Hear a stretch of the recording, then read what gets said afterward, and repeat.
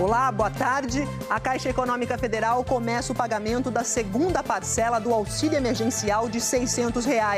E muita gente amanheceu nas filas que começaram à meia-noite em algumas cidades. Pequenos empresários e comerciantes atingidos pela crise econômica provocada pela pandemia reclamam da dificuldade para conseguir crédito do governo federal. A Covid-19 já matou 16 mil brasileiros. Na cidade de São Paulo, 6 dos 11 hospitais municipais exclusivos para a epidemia estão sem vaga nas UTIs. Em Natal, o hospital referência em doenças infecto-contagiosas lota e fecha as portas do pronto-socorro para novos pacientes da Covid. E ainda, o secretário-geral da ONU afirma que se a propagação do vírus não for controlada, a economia não vai se recuperar. O Ministério da Saúde entra no 4º dia sem um titular à frente da pasta. E a esperança que vem de fora. Uma empresa americana anuncia que pessoas vacinadas num primeiro teste clínico desenvolveram imunidade contra a Covid-19. O Jornal Hoje está começando.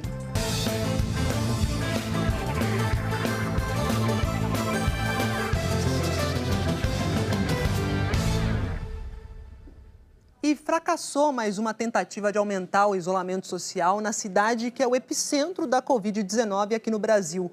O rodízio ampliado em São Paulo, que alternava a circulação de carros com placas pares e ímpares, foi cancelado.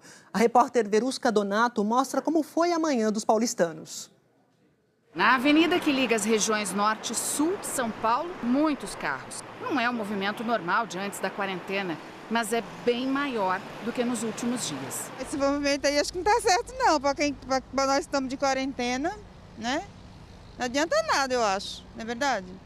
Né? As lojas fechadas e o povo de quarentena fazendo o quê na rua? A prefeitura decidiu retomar o rodízio tradicional de veículos.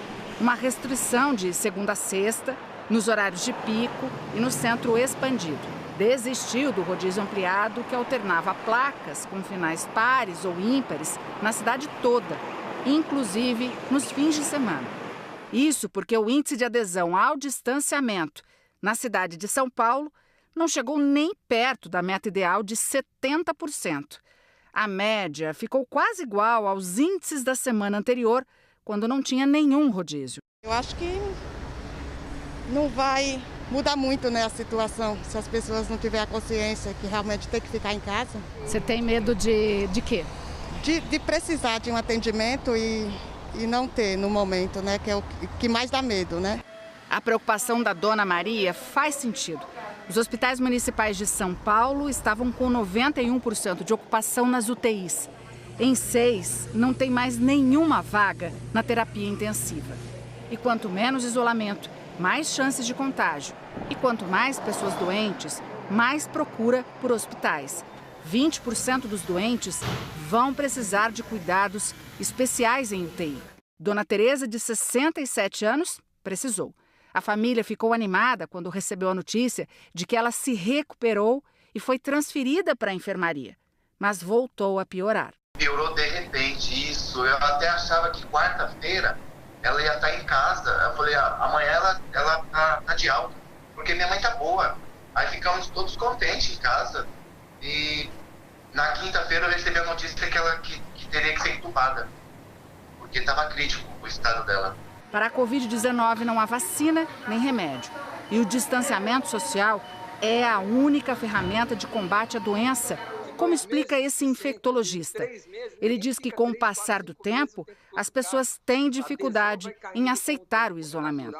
É difícil para a população permanecer em casa, abrir mão de sua rotina de saúde, do mental, de sua saúde física, do seu trabalho, do seu emprego, do seu ganha-pão, muitas vezes.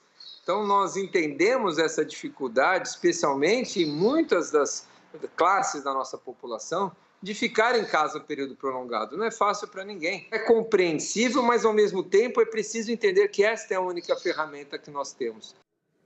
A dona Maria Barbosa, ouvida pela Verusca, foi precisa, né? O medo é de precisar de atendimento médico e não ter, por falta de vagas nos hospitais. A gente vai conversar agora ao vivo com a repórter Verusca Donato, que fez essa reportagem, que vai atualizar para a gente os números do isolamento social. Oi, Verusca, bem-vinda e boa tarde para você. Obrigada, Maju. Boa tarde para você, boa tarde para todo mundo. Você sabe que com o rodízio ampliado, o número de carros nas ruas caiu, viu? Durante a pandemia era de 3.700.000 carros e durante o rodízio ampliado foi para 2.200.000 carros. Mas esse isolamento não correspondeu porque as pessoas continuaram indo para as ruas. A taxa de isolamento na capital ontem foi de 56%. O problema é que 91% dos leitos de UTI estão ocupados na capital. Daqui a pouco, a Câmara Municipal, às 3 horas da tarde, vota uma proposta da Prefeitura para antecipação de 2 feriados municipais aqui na capital, que são o 11 de junho, que é a comemoração do Corpus Christi, e também 20 de novembro, que é da Consciência Negra. Esses feriados seriam antecipados para uma quarta ou quinta-feira e sexta-feira seria ponto facultativo. A Assembleia Legislativa também vota agora à tarde a antecipação de um feriado que é comemorado em todo o estado, que é 9 de julho, da Revolução Constitucionalista. Esse feriado seria feito numa segunda-feira, portanto, juntando o feriado da capital e também do governo do estado, seriam 6 dias de feriado para que as pessoas possam ficar em casa. E a gente lembra aí de imagens tristes do cemitério de Vila Formosa, Zona Leste, onde a gente mostra que cada vez mais vítimas da Covid-19 estão sendo enterradas. E quando chegar a 400 sepultamentos por dia, os corpos terão que ser colocados em frigoríficos que foram disponibilizados aí no cemitério de Vila Formosa. O estado tem hoje 62.345 casos confirmados da doença, 4.782 mortes. Maria Júlia. Obrigada, Verusca. Imagens tristes, impactantes, que a gente espera que conscientize as pessoas, conscientizem. Olha, a Verusca falou em 91% aí de ocupação em leitos em São Paulo. Outra capital que sofre com a lotação dos leitos é Natal. O hospital de referência em doenças infecto-contagiosas fechou as portas do pronto-socorro para os novos pacientes com a Covid-19. A repórter Emily Virgílio tem os detalhes para a gente. Emily, boa tarde. Oi, Maju, boa tarde para você, boa tarde a todos. Todos os leitos de UTI, os leitos clínicos de enfermaria estão lotados e o hospital não tem mais como receber ninguém. Agora ele deixa de ser porta aberta e o paciente vai precisar passar pelo sistema de regulação. Na tentativa de desafogar a unidade, 20 leitos de enfermaria de outras doenças estão sendo transferidos para um hospital universitário.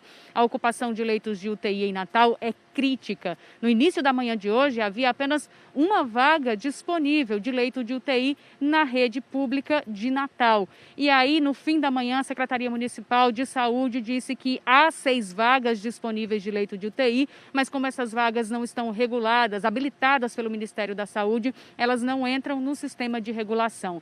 Em Mossoró, que tem a maior taxa de mortalidade do estado, não havia, na manhã de hoje, nenhuma vaga de leito de UTI na rede pública da cidade. O município está intensificando as barreiras na divisa com o Ceará para tentar conter o avanço da doença. O Rio Grande do Norte tem 148 mortes por Covid-19 e agora há pouco foi confirmado o primeiro caso de coronavírus em um interno do sistema penitenciário do estado. Maju. Emily, obrigada pelas informações. Na prática, apenas uma vaga aí para UTI em Natal. E o Rio de Janeiro é o segundo estado em número de mortos pela Covid-19. E em meio a denúncias de fraudes na compra de respiradores e atrasos na entrega de hospitais de campanha, o governo estadual trocou o comando da Secretaria de Saúde. Quem foi na expectativa de encontrar um novo hospital funcionando para atender doentes com Covid, deu de cara na porta. O governo do estado do Rio tinha marcado para ontem a inauguração do Hospital de Campanha de São Gonçalo, na região metropolitana. Mas no lugar de pacientes e profissionais de saúde, o que havia era um entra e sai de carros e equipamentos. Do alto dava para ver claramente que a obra não está pronta. O estado do Rio ultrapassou ontem a marca de 2.700 mortos pelo coronavírus. 342 pessoas estão na fila aguardando por um leito de UTI. O governo do estado tinha prometido entregar 7 hospitais de campanha até o dia 30 de abril. Mas até agora, apenas o Hospital do Maracanã, na zona norte da cidade, está funcionando. Mas longe da capacidade completa e desfalcado. O jornal Hoje mostrou, no sábado, que 20 respiradores foram retirados do Maracanã para serem usados no Hospital de São Gonçalo, esse que ia abrir, mas não abriu. A gente está com uma remessa de ventiladores para chegar, tá? E a gente tem uma condição hoje de fazer a movimentação dos ventiladores sem que comprometa a qualidade de atendimento. O atraso na entrega dos hospitais de campanha foi uma das causas da demissão do secretário de Saúde, Edmar Santos, que está deixando o cargo hoje.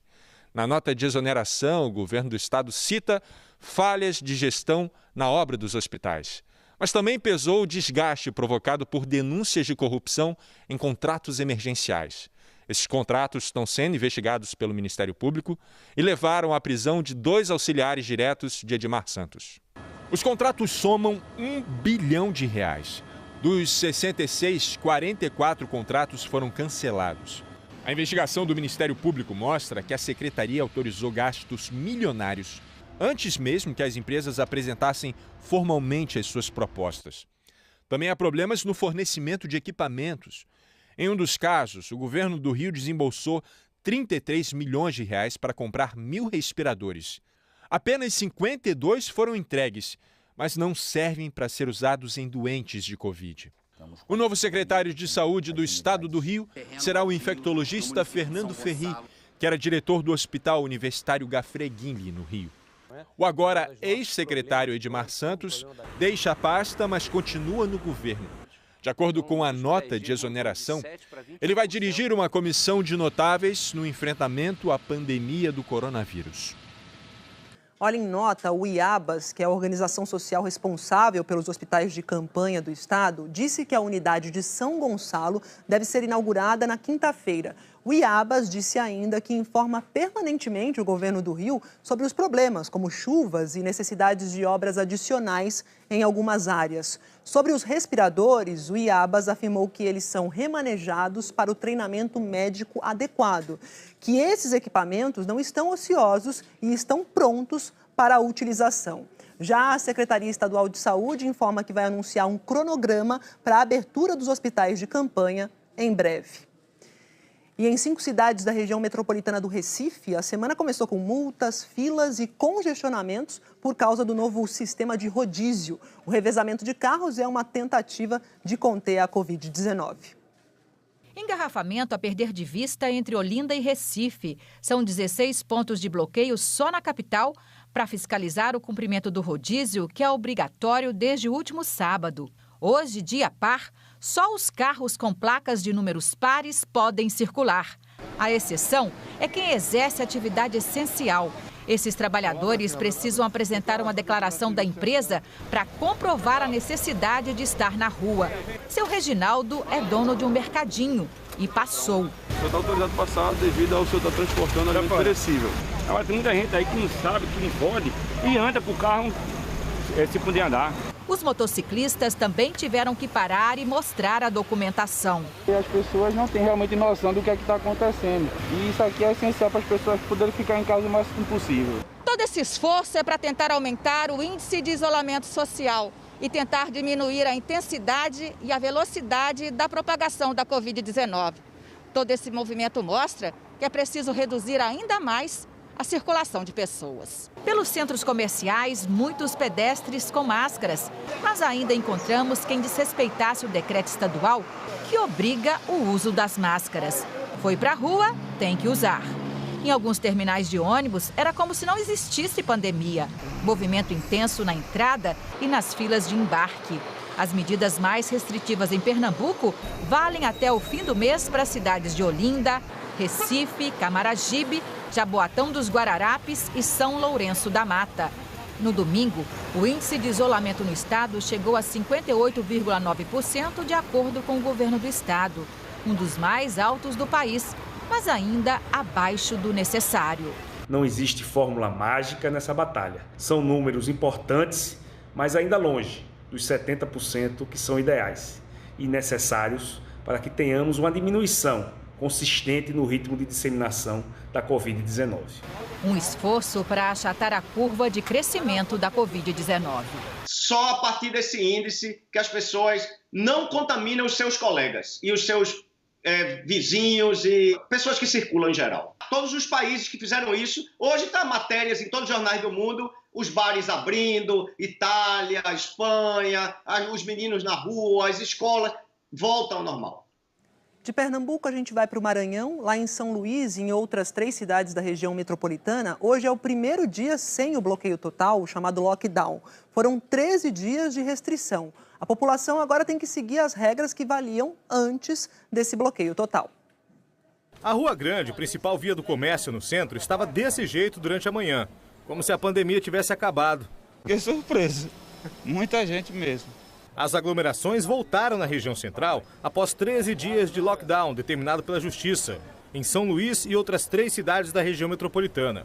A taxa de isolamento ficou entre 46% e 50%, abaixo dos 70% esperados pelas autoridades. O período de lockdown terminou, mas até a próxima quarta-feira segue valendo o decreto do governo do estado que proíbe a abertura do comércio não essencial, obriga a utilização de máscaras nas ruas, mas parece que tem gente que ainda não percebeu que essas medidas restritivas continuam. A polícia teve de mandar fechar as portas de alguns estabelecimentos em que os donos desobedeciam o decreto. Os ambulantes também tentaram voltar às ruas. Tira seu material, gentileza. Nós estamos tentando manter a ordem, né? Sabemos que é uma situação difícil para todo mundo, mas essa é a nossa função, né? Também havia muita gente sem máscara, no centro, na caminhada, na beira da praia, o que é proibido e perigoso. Nos últimos 5 dias, o Maranhão registrou 132 mortes pela Covid-19. 23% de todas as mortes ocorridas no estado desde o início da pandemia. A Cláudia perdeu 2 pessoas da família na semana passada. Em menos de uma semana, eu perdi meu sogro e o pai dos meus filhos, no qual vivi 31 anos. Por isso eu peço para vocês, a única maneira que nós temos de conter esse vírus é o isolamento social. As autoridades esperam que os resultados do isolamento das últimas 2 semanas comecem a aparecer nos próximos dias. Por enquanto, a capital está com 94% dos leitos de UTI ocupados. No interior, os hospitais também estão no limite. Hoje, o governo do estado inaugurou um hospital de campanha com 200 leitos, sendo 10 de terapia intensiva. Uma hora a gente vai ter de voltar. Agora a gente vai ter muita precaução, muito cuidado. A gente não vai abrir tudo de novo, porque se a gente fizer isso, a gente vai ter uma segunda onda em São Luís. Acabou o bloqueio total na região metropolitana do Maranhão. Já no Pará, hoje foi o primeiro dia útil do novo lockdown. Agora são 17 cidades onde a população só pode sair de casa com justificativa. A partida do avô foi um choque para Maiara. Seu Bianor, 88 anos, era alegre, carinhoso e foi mais uma vítima da Covid-19.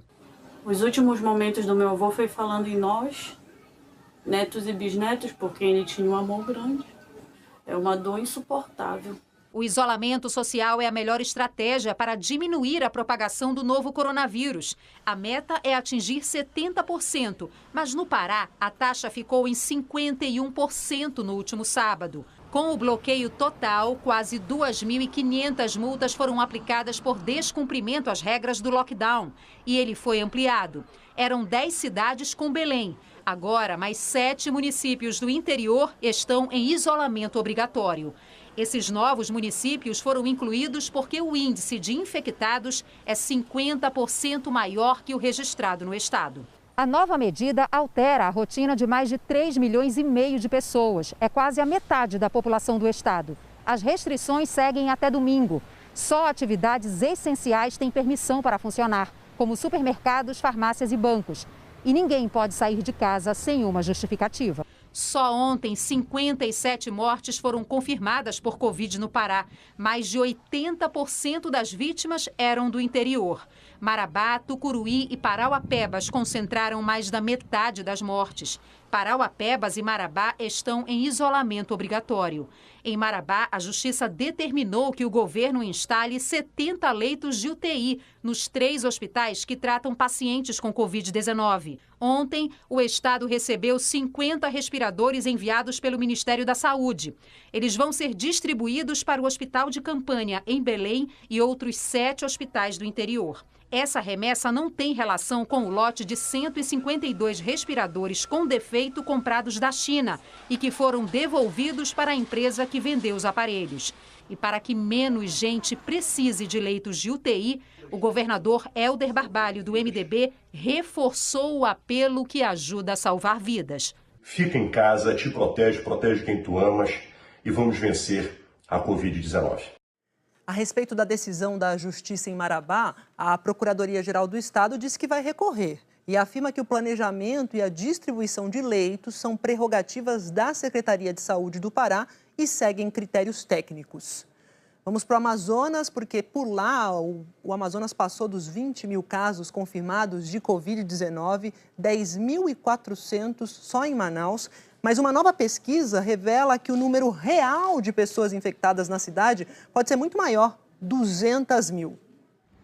É o maior estudo populacional do mundo sobre a Covid-19. Desde a semana passada, pesquisadores autorizados pelo Ministério da Saúde fazem testes rápidos na população para descobrir quem tem anticorpos para o novo coronavírus e que, portanto, está ou esteve infectado. O estudo está sendo feito em 133 municípios de todos os estados e do Distrito Federal. Em cada cidade, 250 pessoas são testadas para o novo coronavírus. No total, são mais de 33 mil brasileiros. A pesquisa feita por amostragem é uma parceria da Universidade Federal de Pelotas com o Ibope, financiada pelo Ministério da Saúde. A primeira análise a ficar pronta foi a de Manaus, que concentra mais da metade dos casos confirmados de Covid-19 no Amazonas. A primeira fase da pesquisa concluiu que 200 mil pessoas já foram infectadas pelo novo coronavírus em Manaus. Isso é quase 20 vezes mais do que os 10.407 casos confirmados na cidade até agora. Os casos confirmados representam apenas a ponta do iceberg e existe todo o restante de uma pedra de gelo que só é visível se a gente faz pesquisas como a nossa e vai até a população para testá-la. Com base nos testes feitos na população, os pesquisadores estimam que 11% dos moradores de Manaus já tiveram a doença e muitos nem souberam disso. Tiveram sintomas leves ou não sentiram nada, mas se tornaram agentes transmissores do vírus. Para que se tenha uma ideia de quão alto é esse percentual, na Espanha, que foi um dos epicentros da pandemia, um estudo revelou que 5% da população esteve ou estava infectada pelo coronavírus na época da pesquisa. E somente na capital Madrid que teve um percentual equivalente ao de Manaus. A pesquisa vai ter mais 2 fases em cada uma das cidades. Os resultados vão ajudar a entender a velocidade da contaminação pelo país. Bom, a gente viu então que o número de pessoas infectadas pelo coronavírus lá em Manaus pode ser muito maior do que os casos confirmados oficialmente, 200 mil pode chegar a esse número. Então a gente fala com a Daniela Branches, que fez essa reportagem. Daniela, agora diz pra gente o que o governo do Amazonas está fazendo para diminuir essa subnotificação, que, diga-se de passagem, vale para todo o país, né, a subnotificação. Boa tarde. Maju, boa tarde para você e para todos. Olha, a resposta veio pela Fundação de Vigilância em Saúde do Amazonas, que informou que a rede de diagnóstico já foi ampliada em parceria com a Fiocruz e com a Fundação de Medicina Tropical do Estado do Amazonas. A Fundação informou também que já recebeu 75 mil testes do Ministério da Saúde e que o governo do estado comprou mais 30 mil e que até o momento já foram processados mais de 36 mil testes para o novo coronavírus aqui no estado do Amazonas. A Fundação de Vigilância em Saúde acredita que o aumento no número de casos confirmados nas últimas semanas é por conta dessa ampliação da rede de diagnósticos e que isso também ajudou a diminuir a subnotificação aqui do estado. A gente sabe que aumentar ainda mais a oferta, a quantidade de exames é super importante, né, Maju? Porque a partir do momento que a pessoa sabe que ela está com o novo coronavírus, ela vai poder se isolar mesmo sem os sintomas e então deixar de circular e transmitir o vírus. Maju. É isso, Daniela. É um mantra evocado aí pela Organização Mundial da Saúde, que é testem, testem e testem. Obrigada pelas informações, Daniela. Em Salvador, que tem 60% dos casos de Covid-19 confirmados da Bahia, a Prefeitura aumentou o número de bairros com restrição de circulação de pessoas. Nas ruas da Pituba, o bairro com o maior número de casos de Covid-19 em Salvador, ruas bem mais vazias nesta segunda-feira. Em vários pontos, pulverização e fiscalização, com barreiras e agentes de trânsito. As medidas restritivas começaram na semana passada, inclusive com bloqueio de parte do calçadão da Orla. A Prefeitura de Salvador incluiu outras 3 grandes regiões da capital nas medidas que restringem a circulação das pessoas. Mas em outras 2 áreas da cidade, onde essas regras já valiam desde a semana passada, a Prefeitura decidiu flexibilizar as medidas. No centro da cidade e no bairro da Boca do Rio, a partir de amanhã, os pequenos comércios voltam a reabrir. E ambulantes também poderão voltar, mas devem cumprir distanciamento mínimo de 2 metros, usar máscaras e ter álcool em gel. Nós suspendemos aquelas medidas mais restritivas depois de 7 dias, porque era possível suspender. Mas não adianta tudo que a gente conquistou até aqui depois ser jogado fora. As aulas continuam suspensas, mas a Prefeitura permitiu que shoppings e centros comerciais funcionem em esquema de drive-thru. Salvador vai ser a primeira cidade a oferecer hospedagem a pacientes com sintomas leves de Covid-19. Quem ficar nessas casas de acolhimento vai receber um auxílio de R$ 500. Metade do valor será pago pelo governo do estado, a outra metade pela Prefeitura. O desafio das autoridades de saúde é diminuir a velocidade de contágio em todo o estado e evitar a sobrecarga dos leitos de UTI. 61% estão ocupados. Se essas medidas de contenção com apoio da Polícia Militar não dão certo, nós chamamos o prefeito e pactuamos em algumas cidades a realização de fechamentos noturnos, de toques de recolher. Essas têm sido medidas muito eficazes que, onde foram implantadas, se associaram a uma redução expressiva da taxa de crescimento. O Ceará é hoje o estado que mais realiza testes para detectar a presença da Covid-19 no país. Mesmo assim, a rede pública não está dando conta de atender todo mundo que busca o diagnóstico da doença. Desde o início da pandemia, o trabalho dos profissionais do Laboratório Central do Ceará é intenso. Aqui é analisada a maior parte dos cerca de 1.400 testes para a Covid-19 feitos por dia na rede pública do estado. Os testes RT-PCR de biologia molecular pesquisam a presença do vírus nas amostras coletadas dos pacientes. Somando com outros tipos de testes oferecidos pela rede pública e privada, são quase 2.000 por dia. No Ceará, o governo adquire testes para a Covid-19 desde o início da pandemia. Para a Secretaria de Saúde, a grande quantidade feita aqui explica o fato do estado ser o segundo do Brasil em número de casos confirmados da doença, quase 26.000.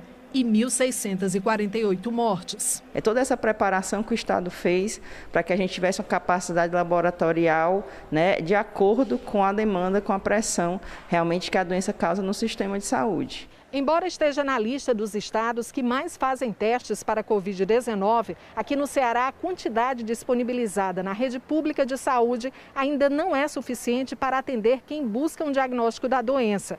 A prioridade é fazer em profissionais de saúde e segurança, pessoas que estão internadas, que pertencem ao grupo de risco ou que morreram com suspeita de estar infectadas pelo novo coronavírus. Pacientes com sintomas leves da doença dificilmente conseguem ser testados. Cláudia, por exemplo, foi atendida no posto de saúde do bairro onde mora, mas saiu sem fazer o teste, porque não está entre os grupos prioritários. Só que eu não fiz o teste rápido, mas ele passou o tratamento do coronavírus. Hoje, no Ceará, a taxa de ocupação nas UTIs para pacientes com Covid-19 em hospitais públicos está em 85%. E por lá, cada alta é comemorada. Neste hospital, pelo menos 10 pessoas foram para casa ontem. A maioria idosos, como o seu Raimundo Nonato, que aos 77 anos pegou a doença e conseguiu se curar. Graças a Deus a gente está aqui com a notícia boa de vida, né? Vamos levar ele para casa. Que bom, notícia boa de vida, é isso aí. Ó. A gente já passou pelo Ceará, pelo Maranhão, voltamos para o Sudeste para falar de Belo Horizonte, porque a Prefeitura começou a controlar os acessos à cidade. Essa é mais uma tentativa de barrar, né, o avanço da Covid-19. A repórter Juliana Perdigão está num desses bloqueios e conta como é que eles estão funcionando para a gente. Oi, Juliana, boa tarde para você. Boa tarde, Maju. Então, esse acesso a Belo Horizonte vai ser controlado por 18 barreiras, seguindo o decreto do prefeito Alexandre Calil, do PSD. 10 barreiras já começam a funcionar hoje. Uma delas é essa aqui, onde eu estou, na região norte da cidade, e que é numa avenida bastante movimentada. Então, a gente vê aqui como que é a abordagem. Os fiscais aqui, os profissionais de saúde também, eles se aproximam, né? Quando eles pararem o carro aqui, a gente vai conseguir ver, mas eles se aproximam, né, do motorista e dos ocupantes do carro. Primeira coisa é verificar a temperatura. Depois eles vão aplicar um breve questionário, mas com algumas perguntas estratégicas. Por exemplo, eles perguntam se a pessoa já teve contato com alguém que teve coronavírus. Eles perguntam se a pessoa está apresentando algum tipo de sintoma, como tosse, dor de cabeça, perda de olfato. No caso de haver algum suspeito, essa pessoa recebe uma ficha de encaminhamento para uma unidade de saúde. E um detalhe é que todas as pessoas, né, têm que parar na barreira, todo mundo que é ali parado pela Guarda Municipal e abordado depois pelos profissionais de saúde. E no caso de recusa, a Polícia Militar pode até ser acionada, mas ainda não houve nenhuma ocorrência disso, pelo menos por enquanto, até agora, durante o dia, durante a manhã, né? E essas barreiras vão funcionar por tempo indeterminado, Maju. Juliana, obrigada pelas suas informações. A gente vai agora para o momento dos números, né? Números que representam vidas perdidas, famílias entristecidas. O Brasil chegou à marca de mais de 16 mil vítimas da Covid-19, 2 meses depois da primeira morte, isso pelos dados oficiais. A gente vai ver aqui no telão os últimos números do Ministério da Saúde, que foram divulgados ontem. São 16.118 mortos, isso ontem. No domingo, dia 10, Dia das Mães, tivemos 11.123 mortes. Ontem foram anunciadas 485 novas mortes. Segundo o Ministério, 298 foram nos últimos 3 dias, tá? Desse número aqui de 485. Ainda pelos dados oficiais, o Brasil chegou a 241.080 pessoas infectados, e ontem foram anunciados quase 8 mil novos casos, 7.938. O Brasil é o 4º país com o maior número absoluto de infectados. Agora está bem perto aqui do Reino Unido. Em primeiro lugar, Estados Unidos, com mais de 1 milhão de casos aí, e Rússia em segundo lugar. O Brasil ultrapassou a Itália e a Espanha, viu? No fim de semana, os casos brasileiros ultrapassaram aí Itália e Espanha, que foram epicentro aí da pandemia já. Do total, no Brasil aqui, mais de 94.122 pacientes se recuperaram, isso corresponde a 39%.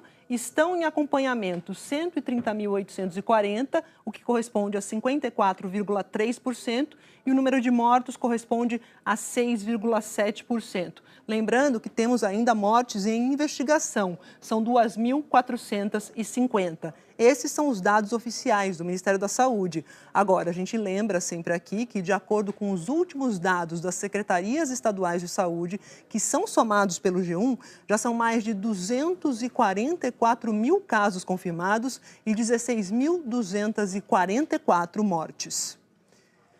E os resultados da primeira vacina contra a Covid-19 testada em humanos apresentaram resultados animadores. É o que garante a empresa americana que está à frente desse projeto. Quem tem os detalhes para a gente é o correspondente da Globo em Nova York, o Ismar Madeira. Ismar, sempre lembrando, né, ainda é uma fase inicial com um número restrito aí de testes, mas já dá para ter uma luz aí no fim da quarentena, uma luz no fim do túnel. Boa tarde para você.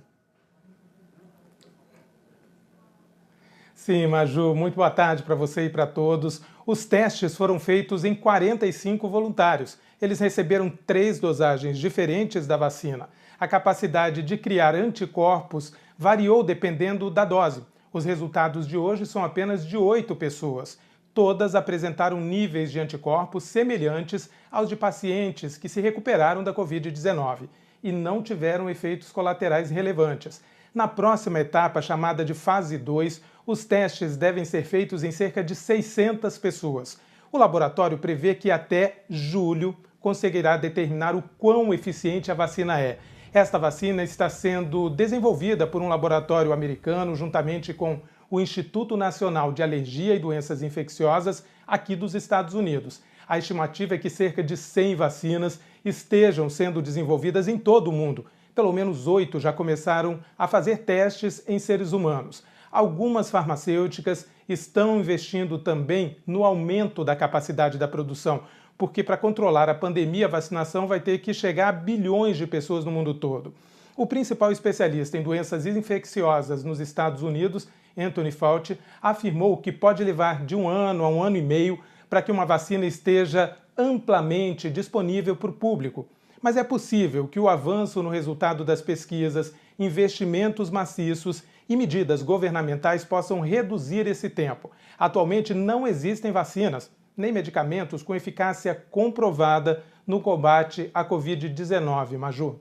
É a corrida pela vacina, né, Ismar Madeira? Obrigada pelas informações animadoras. E olha, os resultados animadores sobre uma potencial vacina contra o novo coronavírus e o discurso do presidente do Banco Central americano, Jerome Powell, animaram os investidores no exterior hoje. E a Bolsa Brasileira seguiu na mesma linha, disparou. Neste momento, o principal índice da B3, o Ibovespa, sobe quase 4%. E o dólar comercial, por outro lado, apresenta queda de 2%. Vamos falar da França. O presidente francês, Emmanuel Macron, e a chanceler alemã, aliás, não é só da França, não. A chanceler alemã, Angela Merkel, apresentaram hoje uma iniciativa de cooperação entre os dois países. O Rafael De Angeli está lá em Paris e tem os detalhes para a gente. Os dois líderes, né, Rafael, prometeram aí criar um fundo de recuperação de bilhões de euros para ajudar os países mais afetados aí na região pela pandemia de Covid. Traga os detalhes para a gente. Boa tarde para você. É isso mesmo, Maju. Boa tarde a você, boa tarde a todos. A ideia é criar esse fundo de 500 bilhões de euros, né, R$500 bilhão, para ajudar os países que foram mais afetados pela Covid-19. Como você disse, é uma iniciativa franco-alemã e agora é preciso que os outros países do bloco digam sim a essa iniciativa, adotem também. E aí, a partir de então, serão discutidos os detalhes. Quem vai entrar com mais dinheiro, quem vai receber mais. Uma ideia também apresentada hoje pelos dois líderes aqui da Europa, foi criar uma espécie de fundo comunitário de saúde, ou seja, compartilhar os medicamentos, os estoques de instrumentos, de equipamentos médicos do país, para que todos os países possam ter acesso ao mesmo estoque, inclusive de máscaras. A gente viu que foi um problema muito grande por aqui, até porque até o momento cada país cuida da sua saúde no âmbito nacional, e a ideia é um pouco internacionalizar isso para dentro do bloco europeu. A gente mostrou que aos poucos os países vão se abrindo aqui na Europa, né? Na semana passada as escolas reabriram aqui na França, dessa vez são os colégios, né, para alunos com mais de 11 anos. Eles terão que usar máscaras, isso está acontecendo na zona verde, não na zona vermelha, que é o caso aqui de Paris. Só que como as escolas abriram na semana passada para as crianças mais novas, 70 casos foram detectados em 40 mil escolas. Segundo o governo francês, é muito pouco. Porém, essas escolas onde houve casos confirmados de Covid-19, seja em alunos ou em profissionais da educação, serão fechadas. Aos poucos, os outros países da Europa também vão se abrindo e cada um em um estágio diferente, uns mais avançados do que outros. A Grécia, que vive lotada de turistas, estava ansiosa por esse momento. Hoje, a Acrópole de Atenas foi reaberta para os visitantes.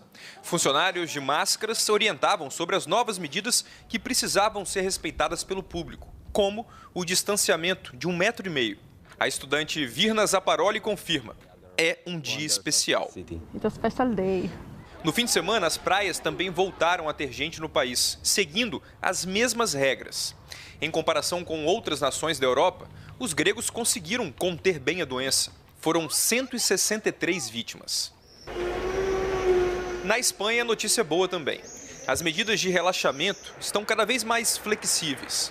Com exceção de Madrid e Barcelona, o restante da Espanha pode receber reuniões de até 100 pessoas.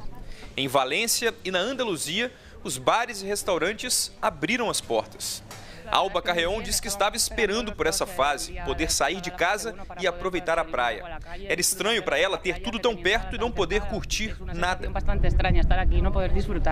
Ontem, pela primeira vez desde março, o país registrou um número diário de mortes menor que 100. Em Portugal, entrou em vigor hoje a segunda fase do processo de desconfinamento. As escolas foram abertas, pelo menos para os alunos dos últimos 2 anos do ensino médio. Para entrar, precisaram medir a temperatura.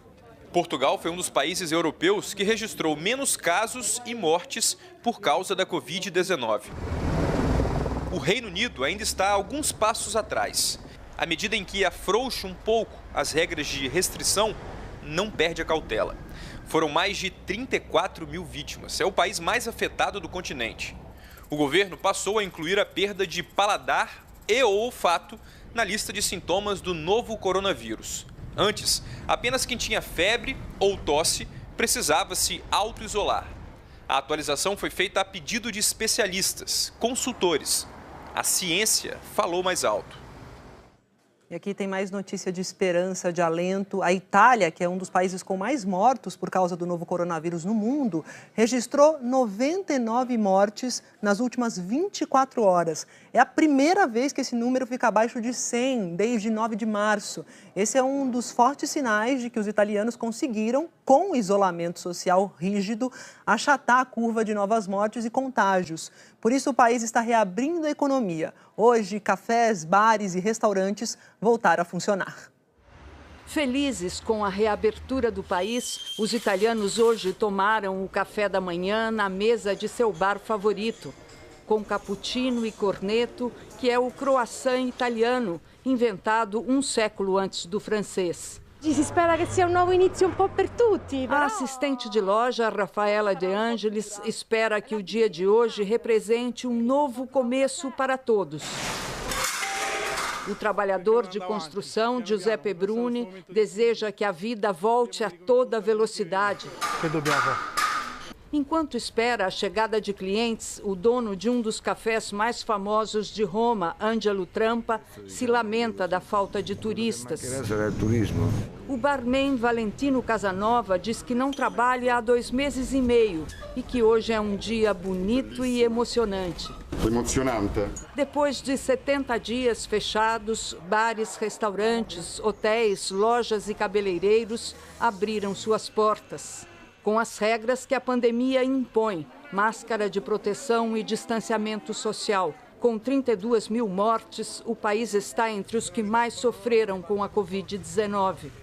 A Itália foi a primeira nação do mundo a impor o isolamento nacional no início de março, permitindo apenas um relaxamento inicial das regras no dia 4 de maio, quando reabriu fábricas e parques. A proibição de viagens entre as regiões e ao exterior continua até 2 de junho. Depois de 3 de junho, o governo espera salvar a próxima temporada de férias de verão. Milão, capital financeira da Itália, começou o seu dia de liberdade com gente passeando. Alguns até já vestiam roupa de verão. Para entrar nos monumentos foi preciso passar pelo teste de temperatura. O milanês Giulio Bertali acha que nada vai mudar. A vida voltará exatamente como antes e tudo será esquecido. No Vaticano, o Papa Francisco rezou uma missa especial na Basílica de São Pedro, na capela onde está enterrado o Papa João Paulo II, para comemorar os 100 anos do nascimento dele. Ontem, o pontífice pediu a todos que obedeçam às novas regras para evitar a volta do contágio. As missas públicas também estão sendo retomadas hoje nas igrejas da Itália. O Vaticano abriu o seu território para os fiéis. As polícias vaticana e italiana vão controlar o fluxo. Cada região da Itália tomou as suas decisões sobre a reabertura. Os esportes em geral e as academias de ginástica voltam a funcionar dia 15 de junho, quando o país espera baixar ainda mais o número de casos positivos. A Índia, que tem o maior confinamento obrigatório do mundo, de 1 bilhão e 300 milhões de pessoas, começou hoje a aliviar algumas poucas medidas, como a permissão para que os carros possam voltar a circular nas cidades. O pior dia da pandemia na Índia. Mais de 5 mil novos casos. O governo decidiu estender o isolamento social até o fim do mês. O país foi dividido em zonas diferentes, dependendo do ritmo de contágio. Em alguns lugares, lojas, açougues e salões de beleza puderam reabrir. Escolas e shoppings permanecem fechados. Só essa reabertura tímida já foi capaz de mudar a cara do trânsito na capital, Nova Delhi. Mas esse guarda lembra que apenas veículos com autorização podem circular. Carros nas ruas e atividade industrial já trazem de volta um inimigo comum aos dois países mais populosos do planeta. Índia e China já convivem novamente com a poluição. Dados oficiais divulgados hoje mostram que a taxa de contaminação do ar já é a mais alta desde dezembro na China. Enquanto isso, 7 novos casos da Covid-19 foram notificados, além de 18 assintomáticos. Não houve mortes nesta segunda-feira. No Japão, a doença também dá sinais de recuo. Hoje foram 10 casos em Tóquio. A capital registra média abaixo de 20 novos infectados a uma semana. E esse é um dos critérios para que o estado de emergência seja suspenso em Tóquio antes do dia 31, data previamente estabelecida. A decisão sobre o relaxamento das restrições pode sair na próxima quinta-feira. Mas se os números da saúde foram comemorados, o mesmo não aconteceu com o cenário econômico. Pelo segundo trimestre seguido, o PIB, soma das riquezas produzidas no período, foi negativo, dessa vez em 3,4%. 6 meses de queda na produção colocam a economia japonesa tecnicamente em recessão. E como esses números fazem referência ao período entre janeiro e março, e já caminhamos para o fim de maio, as perspectivas para o próximo balanço não são positivas. Analistas já prevêem que o levantamento de abril a junho deve ser ainda pior. Representante do governo, o secretário de gabinete Yoshihide Suga disse que o número de infectados em queda mostra que o país pode avançar e, aos poucos, reestabelecer gradualmente as atividades socioeconômicas. É a esperança para uma lenta recuperação que só seria sentida, no entanto, a partir do segundo semestre. E começou hoje a Assembleia Mundial da Saúde, a reunião anual dos 194 países membros da Organização Mundial da Saúde, que está sendo realizada virtualmente pela primeira vez. Este ano ela ganhou importância ainda maior, por causa da pandemia, e grandes líderes mundiais já participaram da reunião hoje pela internet. Então a gente vai à Suíça para falar sobre isso com a correspondente Bianca Rottier. Bianca, boa tarde para você. O que a gente pode esperar dessa reunião com tantos líderes importantes falando sobre essa situação de pandemia que vivemos? Boa tarde para você, Maju. Boa tarde a todos. Pois é, apesar das tensões que a gente tem visto nas últimas semanas entre Washington e Pequim, e ainda reforçadas hoje, mais uma vez, nessa reunião virtual, há uma expectativa para que a Assembleia Mundial da Saúde aprove uma resolução. A União Europeia liderou a construção do texto, um texto de 7 páginas. O Brasil está entre os países que assinaram o projeto, que já conta com o apoio da maioria dos 194 membros e parece perto de um consenso. E por falar em Brasil, quem representou o país foi o ministro interino da Saúde, Eduardo Pazuello. Não falou sobre a oposição do presidente Jair Bolsonaro ao isolamento social e nem sobre a defesa que ele faz à cloroquina. Sobre o projeto de resolução, entre os principais pontos estão que uma vacina seja considerada um bem público global, que a OMS trabalhe com a Organização Mundial da Saúde Animal e a Organização das Nações Unidas para a Alimentação e Agricultura para identificar a origem do novo coronavírus e que seja feita uma revisão da resposta da OMS à pandemia assim que o momento permitir. A oposição pode ser dos Estados Unidos.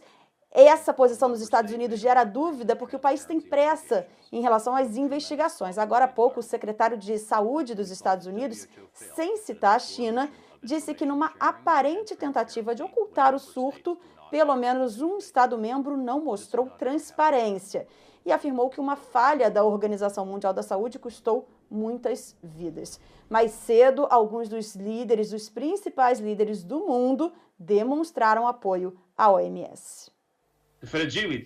Ao abrir as discussões, o secretário-geral das Nações Unidas afirmou que países seguiram estratégias diferentes, às vezes contraditórias, e que todos nós estamos pagando um preço muito alto. Antônio Guterres criticou os governos que ignoraram as recomendações da OMS.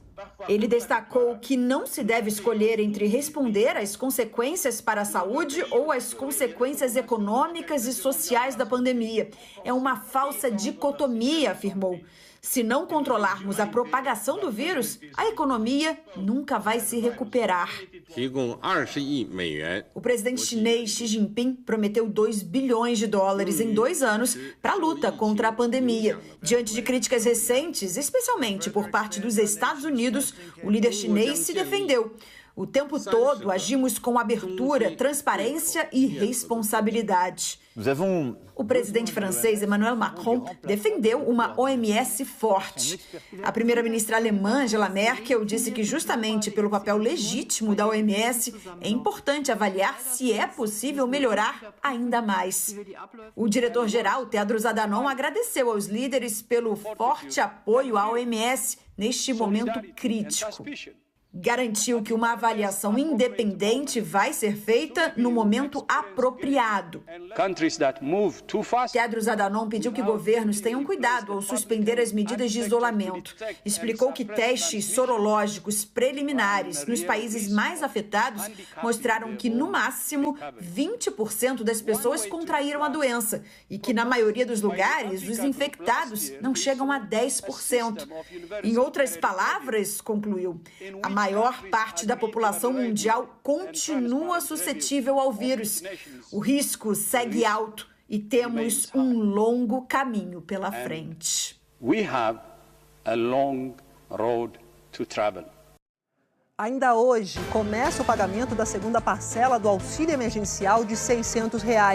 Pequenos empresários atingidos pela crise econômica provocada pela pandemia reclamam da dificuldade para conseguir crédito do governo federal. E o presidente Bolsonaro entrega mais um cargo a um dos partidos do chamado Centrão. E a seguir, a PGR pede para a Polícia Federal ouvir o empresário Paulo Marinho, suplente do senador Flávio Bolsonaro, no inquérito que apura se o presidente Jair Bolsonaro tentou interferir na PF. E o ministro Celso de Mello deve decidir hoje se divulga o vídeo da reunião ministerial no dia 22 de abril. Até já!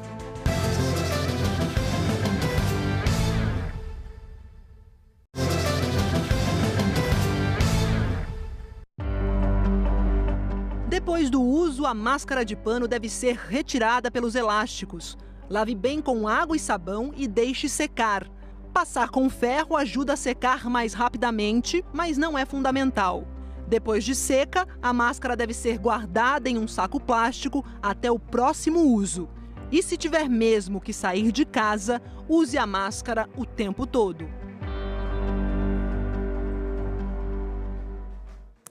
O ministro Celso de Mello, do Supremo Tribunal Federal, assiste hoje ao vídeo da reunião ministerial do dia 22 de abril, que faz parte daquele inquérito que investiga se o presidente Jair Bolsonaro tentou interferir politicamente na Polícia Federal. Segundo o ex-ministro Sérgio Moro, a gravação mostra a tentativa de interferência. A Flávia Alvarenga traz os detalhes para a gente. Flávia, boa tarde. Teve todo um esquema para o ministro poder assistir a esse vídeo, né? Oi, boa tarde a todos. Maju, sim, tem um esquema especial porque o ministro Celso de Mello está em São Paulo. Então, daqui de Brasília, 2 assessores dele vão assistir a esse vídeo e por meio de um link, o ministro também assiste isso ao mesmo tempo. Essa gravação tem cerca de 2 horas, é a gravação de uma reunião no Palácio do Planalto e esse vídeo já foi exibido para as partes do processo. Esse vídeo é uma das provas apontadas pelo ex-ministro Sérgio Moro nesse inquérito. Depois que o ministro Celso de Mello assistir ao vídeo, ele vai decidir se derruba ou não o sigilo e se o sigilo vai ser derrubado na íntegra, toda a gravação, ou somente partes dessa gravação. E esta semana tem mais depoimentos dentro desse inquérito. Serão 4 depoimentos, entre eles o do diretor executivo da Polícia Federal, o delegado Carlos Henrique de Oliveira. Ele já foi ouvido, mas pediu para prestar depoimento de novo.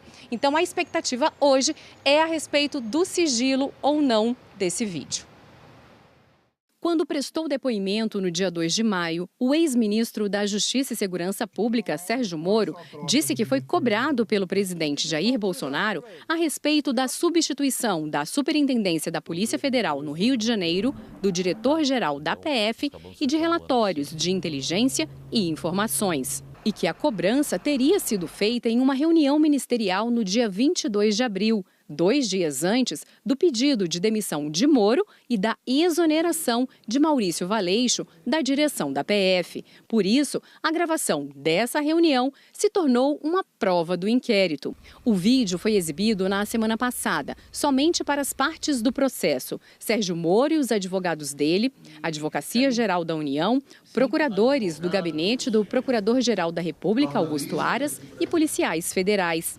A pauta da reunião era o programa Pro Brasil, mas também foram tratados outros assuntos. O vídeo está sendo periciado pela PF. Foi um pedido da Polícia Federal e o ministro Celso de Mello acolheu.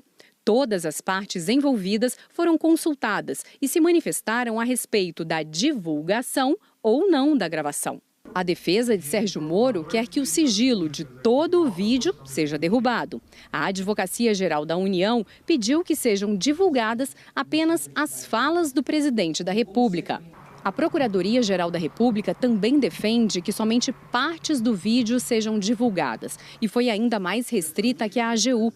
A Procuradoria defende que o sigilo seja derrubado apenas das falas do presidente que tenham relação com o inquérito, ou seja, as partes que tratam da atuação da Polícia Federal, da Segurança, do Ministério da Justiça, da Agência Brasileira de Inteligência e da alegada falta de informações de inteligência das agências públicas.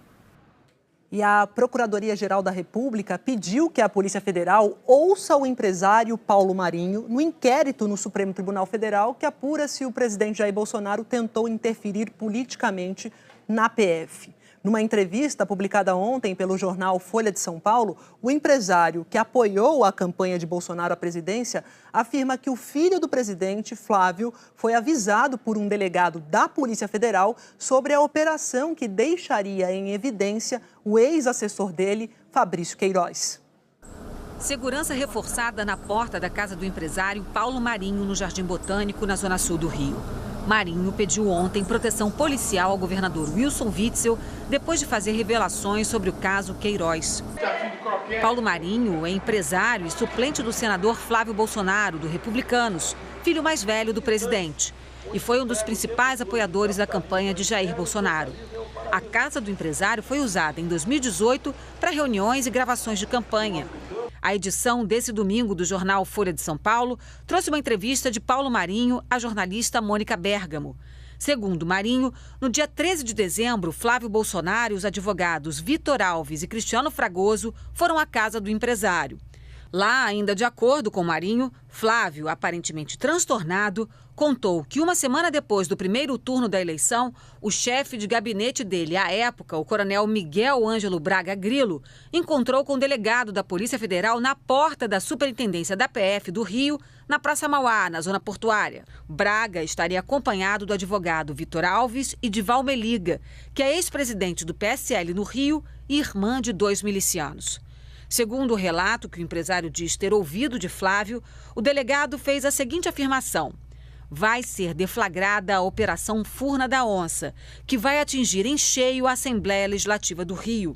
Ainda de acordo com o relato, o delegado disse que essa operação ia alcançar algumas pessoas do gabinete do Flávio. Uma delas era o Queiroz e a outra a filha do Queiroz, que trabalha no gabinete de Jair Bolsonaro em Brasília. Paulo Marinho disse ter ouvido ainda que o delegado iria segurar essa operação para não detoná-la naquele momento, durante o segundo turno, porque isso poderia atrapalhar o resultado da eleição. Marinho afirmou ainda que o nome do delegado da Polícia Federal, que teria repassado a informação, não foi revelado em nenhum momento. A operação citada pelo empresário é a Furna da Onça, que levou policiais às ruas no dia 8 de novembro de 2018, 10 dias depois do segundo turno. A operação investigou e prendeu deputados estaduais do Rio que recebiam propina no esquema de corrupção do ex-governador Sérgio Cabral. Embora o então deputado estadual Flávio Bolsonaro não fosse alvo dessa operação, investigadores receberam informações do COAF com movimentações suspeitas do ex-assessor dele, Fabrício Queiroz. Uma das suspeitas que passou a ser investigada depois pelo Ministério Público Estadual era de rachadinha, esquema em que assessores devolvem parte dos salários aos parlamentares. O empresário Paulo Marinho afirma ainda na entrevista que o delegado que vazou a operação se identificou como adepto e simpatizante de Jair Bolsonaro e recomendou que eles tomassem providências. Marinho diz que Flávio contou o episódio ao pai e que Jair Bolsonaro pediu que demitisse o Queiroz naquele mesmo dia e a filha dele, que era contratada da Câmara dos Deputados, também. E assim foi feito. Fabrício Queiroz foi exonerado no dia 15 de outubro de 2018, no mesmo dia da exoneração da filha dele, Natália Melo de Queiroz. A TV Globo mostrou na época da operação, em novembro de 2018, que já havia suspeitas de vazamento. No momento das prisões, um dos alvos recebeu os policiais com diploma universitário na mão. Outro se internou no hospital durante a madrugada para não ir para a cadeia. E na casa da assessora de um dos deputados foram apreendidos bilhetes com orientações para destruição de provas. A PF chegou a abrir um inquérito para apurar a participação de agentes no vazamento e todos os delegados foram ouvidos pela corregedoria. Mas o autor do vazamento não foi encontrado. A interlocutores, a defesa do ex-ministro Sérgio Moro avaliou que as revelações do empresário Paulo Marinho reforçam as suspeitas de interferência do presidente Jair Bolsonaro na Polícia Federal. Numa rede social, o ex-ministro disse esperar que os fatos revelados com coragem por Paulo Marinho sejam totalmente esclarecidos. A PF instaurou procedimento para investigar a suspeita de vazamento e atraso da operação. Ontem, a Procuradoria-Geral da República pediu à Polícia Federal que Paulo Marinho e Miguel Ângelo Braga Grilo sejam ouvidos. O desembargador Abel Gomes, responsável pela Operação Furna da Onça, classificou a denúncia de Paulo Marinho como grave e pediu apuração urgente. O desembargador disse ainda que a operação não foi adiada, que aconteceu em momento oportuno e que ela não poderia ter sido feita em período eleitoral para não dar a ideia de uso político. Vamos às respostas. O senador Flávio Bolsonaro disse que Paulo Marinho tem interesse em prejudicá-lo por ser suplente no Senado, por ser seu suplente do Flávio Bolsonaro no Senado. E questionou por que Paulo Marinho fez essa denúncia quase 2 anos depois. Disse ainda que as histórias não passam de invenção de alguém desesperado e sem votos. O Palácio do Planalto disse que a denúncia não é verdadeira e que apoia Flávio Bolsonaro. Os advogados citados na reportagem, o Cristiano Fragoso e Vitor Alves, além do Coronel Braga, não foram encontrados para comentar o assunto. O Ministério Público Federal informou que vai levar o caso para o Grupo de Controle Externo de Atividade Policial da Procuradoria da República no Rio de Janeiro. A PGR também pediu cópia do inquérito da PF, que apurou as informações relacionadas à Operação Furna da Onça. O presidente Jair Bolsonaro entregou mais um cargo a um dos partidos do chamado Centrão. No início do mês, a gente mostrou aqui, os partidos Progressistas e Avante indicaram o diretor-geral do Departamento Nacional de Obras Contra Secas, o DENOX. Agora, o governo deu uma diretoria do FNDE, que é o Fundo Nacional de Desenvolvimento da Educação, a um outro integrante do Centrão, que é o Partido Liberal. A Marina Francischini tem as informações para a gente. Marina, boa tarde para você. Oi, Maju, boa tarde para você, boa tarde a todos. Garigan Amarante Pinto é advogado, trabalha há 22 anos no Congresso, sempre na assessoria do PL. Ele é assessor do líder do partido, o deputado Wellington Roberto, e homem de confiança do ex-presidente do PL, Valdemar da Costa Neto, que foi condenado no escândalo do Mensalão. Agora, Garigan vai assumir a diretoria de assuntos estratégicos do Fundo Nacional de Desenvolvimento da Educação, que é responsável pela compra de material didático, de livro didático e também distribuição de merenda escolar, embora ele não tenha nenhuma experiência na área. O FNDE tem um orçamento de 54 bilhões de reais, o que representa quase 40% do orçamento total do Ministério da Educação. Garigan foi nomeado para assumir um cargo comissionado de categoria 5, numa escala que vai de 1 a 6. O salário é de R$ 13.623. Entre os pré-requisitos para ocupar o cargo estão ter uma reputação ilibada e ter também um perfil profissional compatível com a função. Essa nomeação é mais uma negociação de partidos do chamado Centrão com o governo federal. O presidente Jair Bolsonaro sempre se disse contra o que ele chamava de velha política do toma lá da cá. Mas agora, no momento de fragilidade política, ele se aproxima desses partidos para manter uma base aliada, formar essa base aliada, aprovar também propostas de interesse do governo e se defender de um eventual processo de impeachment. Maju. Pois é, obrigada pelas informações, Marina Francischini. A gente continua falando sobre esse assunto agora com a Andréa Sadi, para saber dela como é que fica essa indicação do Centrão, né, na área que é comandada pelo ministro da Educação, o Abraham Weintraub, ministro que é da parte do governo que ainda tem aquele discurso contra a chamada velha política, o toma lá da cá. E aí, Sadi, boa tarde para você. Tudo bom, Maju? Boa tarde a você, boa tarde a todos. O ministro da Educação, ele é da ala ideológica, ele resistiu a fazer essa negociação, na verdade, a entregar esse cargo da diretoria, que a gente viu agora há pouco, e principalmente em relação ao comando do fundo, porque isso ainda está em andamento. A gente viu a Marina falando agora há pouco da compra, da aquisição de material didático, que é o que vai cuidar o PL nessa diretoria, mas o comando do fundo, ele também cuida, por exemplo, da reforma e construção de escolas em todos os municípios, Maju. Por isso que é tão importante, e esse fundo ele é alvo de cobiça de políticos, de parlamentares há muito tempo. Então, esse fundo, que é bilionário, também faz compra, por exemplo, de veículos escolares nos municípios. A gente está num ano de eleição municipal, então os políticos estão de olho no fundo. Pois bem, o ministro da Educação não queria entregar o comando ao PP, o Progressistas, mas o Palácio do Planalto mandou entregar. Tudo porque o governo está nessa negociação em busca de apoio, em busca de votos no Congresso, apoio político para o presidente Bolsonaro no Congresso Nacional. Então, ele abandonou esse discurso de que ele não faz o toma lá da cá, está sim, Maju, entregando cargos para os partidos do chamado Centrão para conseguir esse apoio. Esse que eu falei, que é o comando, a presidência desse fundo bilionário, ele é esperado sair, essa indicação, nos próximos dias.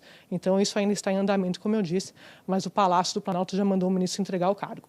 Fundo que representa quase 40% do orçamento do Ministério da Educação. É muito dinheiro, Sadi. Obrigada pelas informações e até mais. Agora é hora da previsão do tempo. Eliana Marques está chegando por aqui porque teve um nevoeiro que me lembrou o livro As Brumas de Avalon, que a minha mãe lia quando eu era pequena. O que foi isso, Eliana? Boa tarde. Boa tarde para você, Maju. Boa tarde a todos. Pois é, esse nevoeiro aqui em São Paulo hoje foi visto de vários pontos da região metropolitana. O nevoeiro estava bem denso, como a gente vê nessas imagens aí, e não foi só aqui que teve, viu? Também teve no Rio de Janeiro. Bom, o nevoeiro, Maju, ele se forma diante dessas condições aqui, olha, quando o céu está sem nuvens de madrugada, né? Então é como uma panela sem tampa. O calor se perde rapidamente porque não tem nada que segure ele aqui perto. Isso na madrugada, esse calor se perde com muita facilidade. E aí tá frio, a umidade do ar condensa, formando aqui essa nuvem perto do chão. Se é uma noite como a de hoje, sem vento, aí não tem nada que dissipe essa nuvem aqui, Maju. Pois é, nevoeiro é lindo de ver, né, Eliana? Eu acho lindo o nevoeiro. Agora à tarde, como é que ficam as temperaturas? Olha, tirando Curitiba, também Belo Horizonte, que estão com temperaturas mais amenas, aí 23 e 24 graus de máxima, mas as outras capitais estão bem mais quentes.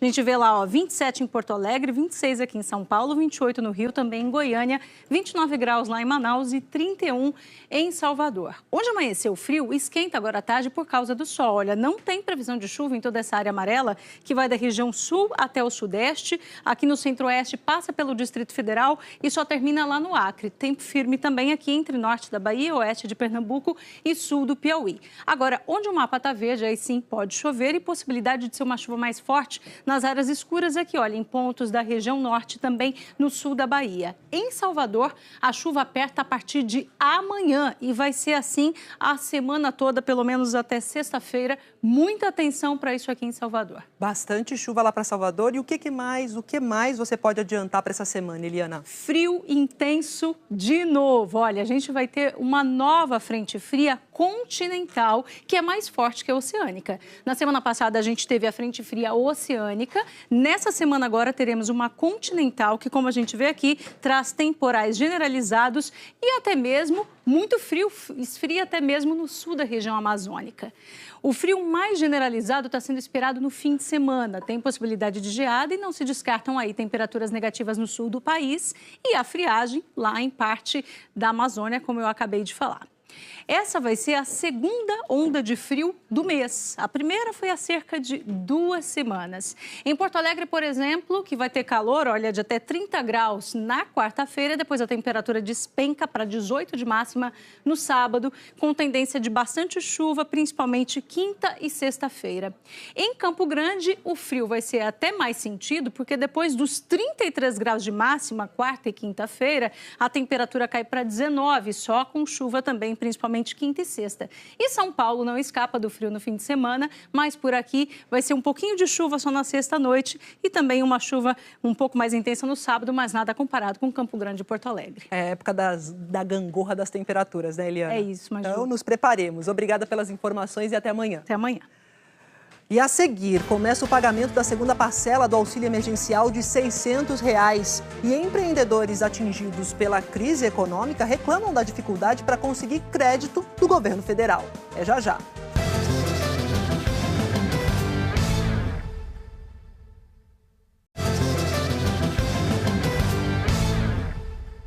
A gente fala agora sobre as dificuldades de pequenos empresários para terem acesso aos créditos anunciados pelo governo federal para esse período de pandemia. Olha aqui um exemplo. No caso daquele programa emergencial de suporte a empregos, aquele que oferece recursos para o pagamento de funcionários, o último balanço do BNDES diz que só 1 bilhão e 600 milhões de reais foram liberados até agora dos 40 bilhões disponibilizados.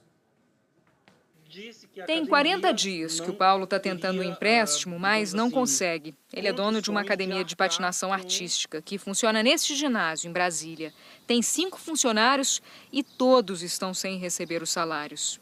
Diante da recusa do banco, que não me foi passado uma justificativa plausível, aceitável, disse que a academia não teria, digamos assim, condições de arcar com, digamos assim, as prestações. Só que a gente faz uma solicitação de um valor X, nenhuma contraproposta eu tive. Muitas empresas que enfrentam queda do faturamento não têm conseguido cumprir as obrigações de curto prazo e precisam de ajuda do governo. Algumas linhas de crédito já foram anunciadas, cada uma com regras próprias. O BNDES exige como contrapartida básica não demitir enquanto durar o financiamento. Mas cada banco pode acrescentar novas exigências. Até o momento, pouco mais de 75 mil empresas em todo o país conseguiram a aprovação dos bancos para terem acesso ao crédito do BNDES. Só que, ao todo, segundo o Sebrae, o Brasil tem 17 milhões de pequenos negócios. No último balanço do Banco Nacional do Desenvolvimento, dos 40 bilhões disponibilizados pelo Programa Emergencial de Suporte a Empregos, apenas 1 bilhão e 600 milhões foram liberados. O BNDES calcula que o dinheiro serviu para pagar os salários de 1 milhão de trabalhadores. Ainda de acordo com o BNDES, como a linha de crédito vai diretamente para os bancos, eles não têm como saber quantas empresas fizeram o pedido e nem a razão para os empresários terem solicitações recusadas. A Maurizene também teve o pedido de empréstimo negado em 2 bancos e já não sabe como vai fazer para pagar os 4 funcionários do buffet. Eu não quero fechar a empresa, eu quero continuar com a empresa aberta, continuar trabalhando, porque a gente não pode parar. Então, desde que começou o coronavírus, fechei a empresa 1 mês só e depois ativei de novo e estou trabalhando novamente. Mas eu preciso fazer um empréstimo para poder normalizar. Para tentar manter os empregos, muitos empresários também estão em busca do benefício emergencial em que o governo paga parte dos salários dos funcionários. O financiamento começou no dia 1º de maio. Até agora, pouco mais de 7 milhões de trabalhadores foram inscritos no programa. Desses, mais da metade é acordo de suspensão de contratos de trabalho de até 60 dias, quando o governo paga 70% do seguro, em caso de empregados de grandes companhias, ou 100% em caso de trabalhadores de pequenas e médias empresas. O restante dos trabalhadores teve redução de salário e jornada, que pode ser de 25%, 50% ou 70%. O maior número de trabalhadores está em São Paulo. Na sequência vem Rio de Janeiro e Minas Gerais. Para esse economista, professor da Unicamp, há um problema estrutural do sistema financeiro no Brasil, que, segundo ele, funciona mais para os grandes empresários do que para os pequenos. Então, é traumático para o país perder os pequenos negócios e, sobretudo, a saída do país da situação que se encontra será mais demorada e com maior dificuldade. As regras já não funcionam tão bem e por isso que precisa ser mais criativo. Utilizar outras fontes de irrigação do crédito.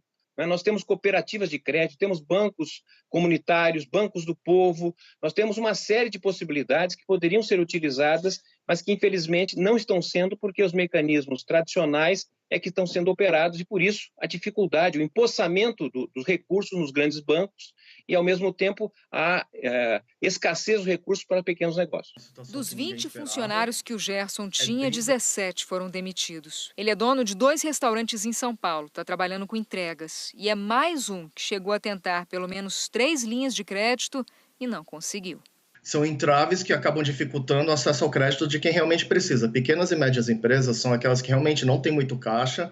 O pequeno empresário e o médio empresário é aquele que todo dia conta com o faturamento do dia para pagar as contas do mesmo dia.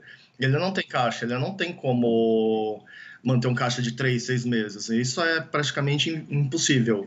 É uma situação muito complicada, muito difícil, porque esses pequenos e médios empresários precisam do apoio que foi prometido pelo governo federal. Tem que ser rápido, tem que ser sem burocracia. Isso é fundamental para a sobrevivência aí desse setor.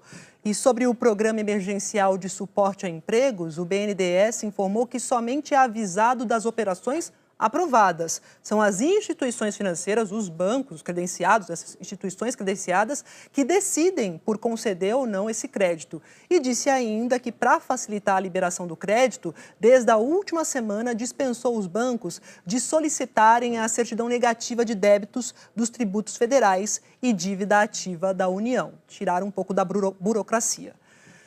E começou o pagamento da segunda parcela do auxílio emergencial de R$ 600. É sobre isso que eu vou falar agora, ao vivo, com a Raquel Honorato. Oi, Raquel, quem é que recebe hoje? Boa tarde para você.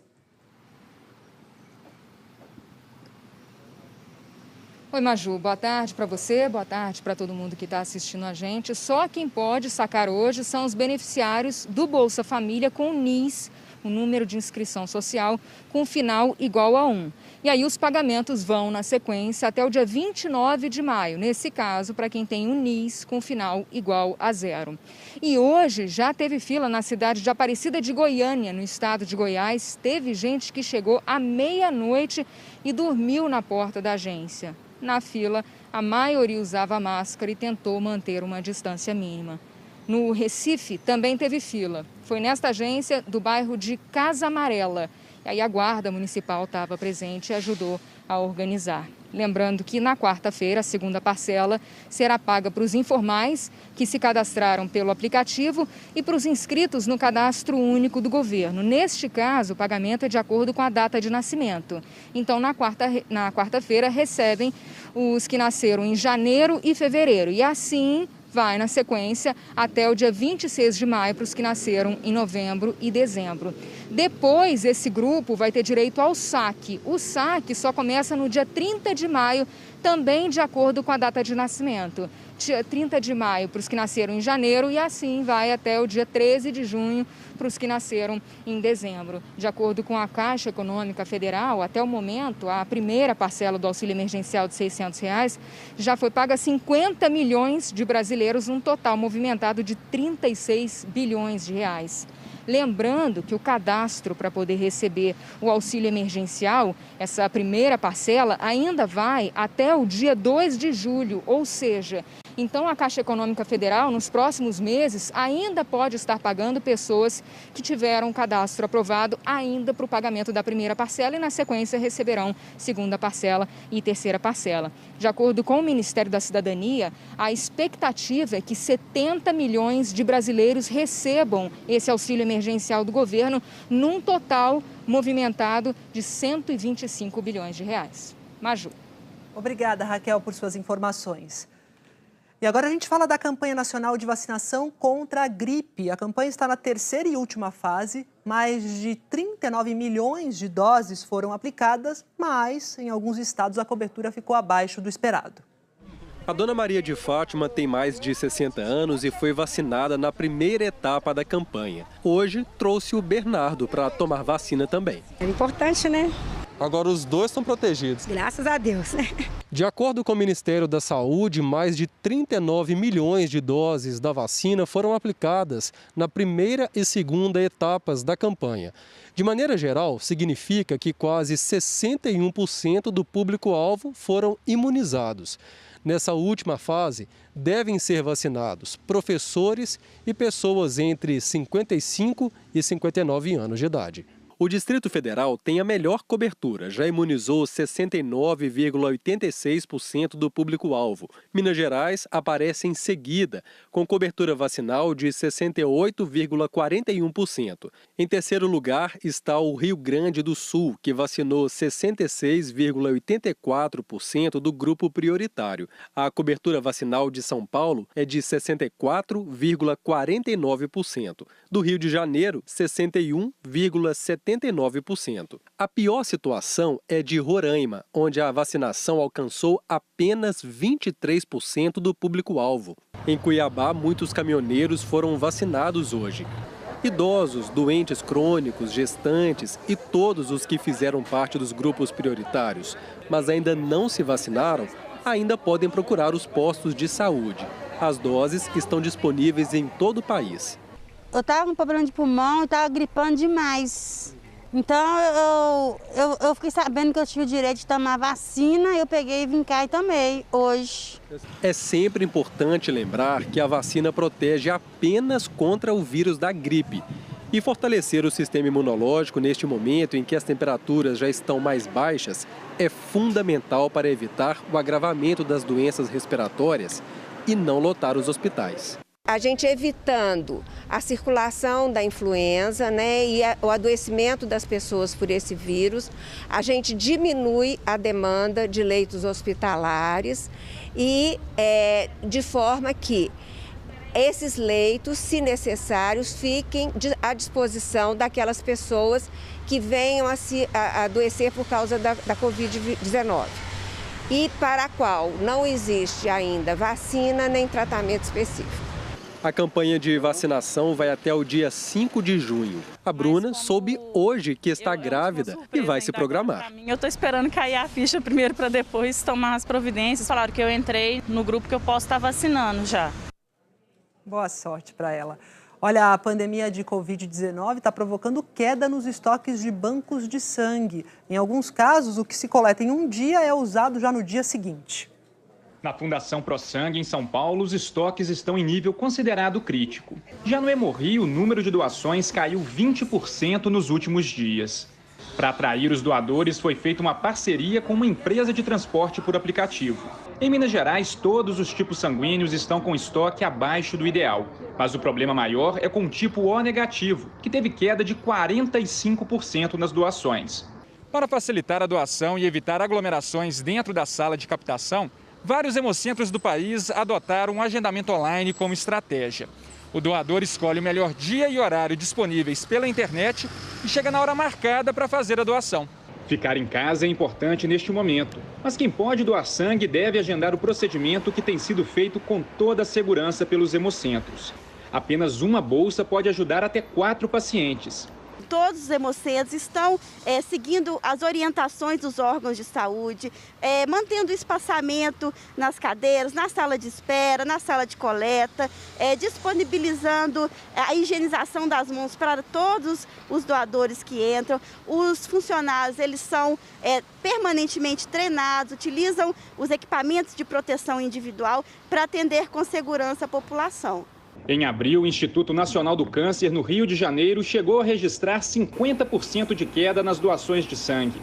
Agora mantém campanhas para chamar os doadores. Já no Instituto Brasileiro de Controle do Câncer, localizado em São Paulo, o estoque nunca esteve tão baixo. São menos de 10 doações por dia, uma queda de 70%. A falta dos tipos sanguíneos A e O positivo, fundamentais para as transfusões, pode comprometer a realização de cirurgias. No Hemocentro de Salvador, a situação se repete. A sala de coleta está vazia. As bolsas de sangue O, A e B positivo e O negativo são suficientes apenas para atender as demandas dos próximos 3 dias. No Recife, o número de doadores diários do Hemop caiu pela metade por causa da pandemia. É a pior situação dos últimos 30 anos. Já nem há estoque de sangue. O que se coleta num dia é usado no dia seguinte. Carlos Henrique se sensibilizou com o problema. Agendou a doação e foi logo cedo ao Hemocentro. Eu me senti no dever de me ajudar. Para fazer o bem, vale a pena sair de casa. Vale, só para isso. E morreu o ex-governador de São Paulo, Laudo Natel. Laudo Natel ia completar 100 anos em setembro. Ele foi governador de São Paulo 2 vezes no período da ditadura. Na primeira, ele era vice de Adhemar de Barros e assumiu o governo quando o titular foi cassado. E na segunda foi indicado pelo general Emílio Médici. Laudo Natel também foi presidente do São Paulo. O clube divulgou nota lamentando a morte. Laudo Natel morreu hoje de manhã e a causa da morte não foi informada. O Jornal Hoje termina por aqui. Você acompanha outras notícias no Jornal Nacional. Para rever as reportagens, vai lá no Globoplay. Boa tarde e até amanhã.